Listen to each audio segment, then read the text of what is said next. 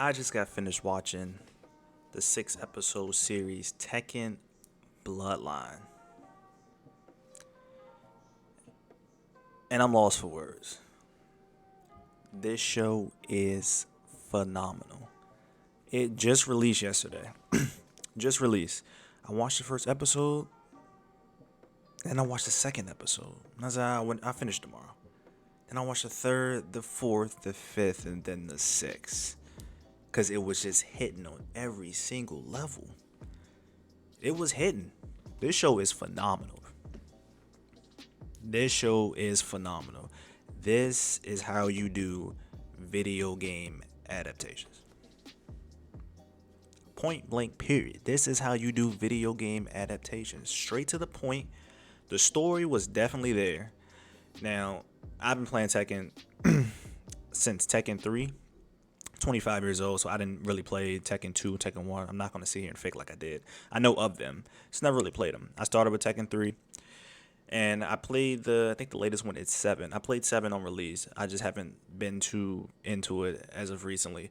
But I know of certain characters. I just didn't know how in-depth the story really was. So you follow Jin. He's the main protagonist of the series. This is going to be a non-spoiler, by the way. I want you to kind of go in as blind as I did so you can obviously enjoy it more. So you follow Jin and his mother June, and you pretty much just go on this quest of him finding out about himself and about his family, and they're focusing on this devil gene that him, his father, and his grandfather, and other characters in the universe have. And over time, he gets better as a fighter, and then we move on to the tournament, and obviously that speaks for itself. This show shows how simplicity is key. You don't gotta go too in depth with these stories. You can just make it simple. Protagonist wants to learn more about his family, more about himself, gets better as a fighter. He goes to a tournament, he fights. Simple. And each episode's around like 20-25 minutes. And when I say they fight every episode, they fight in all 6 episodes. Like, I swear to you. This should have been what Mortal Kombat 2021 should have been. Like, we had a movie with no tournament. Like, as much as people that are probably diehard Mortal Kombat fans, diehard Tekken fans, you would say most of the audience is a little bit casual. We're trying to come see the movie to have a good time. I want to come see a movie or a show. If it's based off a fighting video game, I want to go see fights. Of course, the story has to be there. Like, you need to pique my interest in some form, but for the most part, I need to see y'all fighting. And this show gave me that. It gave me excellent fights. Excellent fights. And if you actually played the Tekken games, like in the past, you like notice like they do like their special moves and like their combos from the games itself. It's like a like really dope touch that they put in the show. Also, like I don't know what you would call it, like the aura or like the special effects that they have like in the games when they do certain moves and combos. They have that in the show. Like when Hihachi would like hit his elbows down, like the lightning would come out, with Jin would do the spinning punch and the kicks, the lightning would come out. Super dope. Super dope.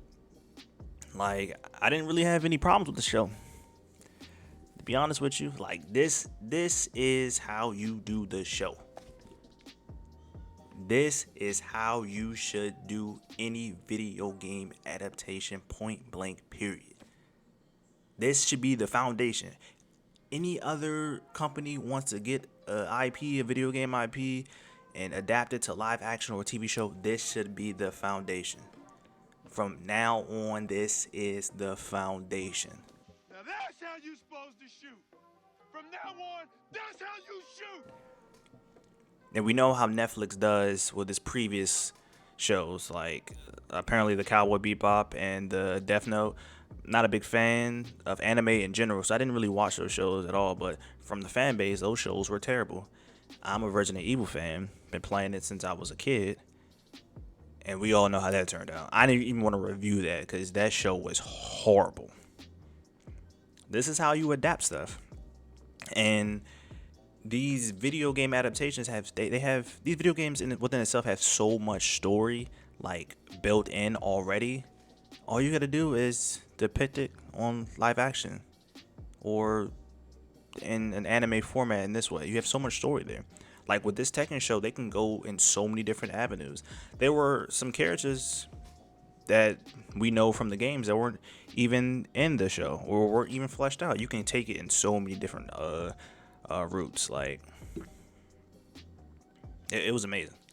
Now the one gripe I do have, and I guess you would call it a nitpick, is certain characters that are in the games that had like conflict. They just kind of showed up in a tournament, or we didn't even get to see like certain fights from those characters. Like one in particular, like Law is one of my favorite characters in Tekken. We didn't get to see any Law. He was there, but we didn't get to see him. So it was a nice touch knowing that he was like obviously in this universe and in this show. But I kind of want to see my man Law get down. You know what I mean? But yeah, that's about it. If y'all got Netflix or if you know where else to watch the show, definitely go check it out. Short, sweet, to the point. I give it like a 9.5 out of 10. To be honest with you, it was damn near perfect to me. Kept me interested. Fight scenes were great. The animation was really great too. As I said before, I'm not big on anime within itself, and this, piqued my interest, and it kind of made me want to go check out other properties within like the anime genre, I guess. So if you did watch it, let me know what you guys thought down in the comment section below. Hit that thumbs up because it really helped me out in the long run. And I'll catch you on the next one. Peace out.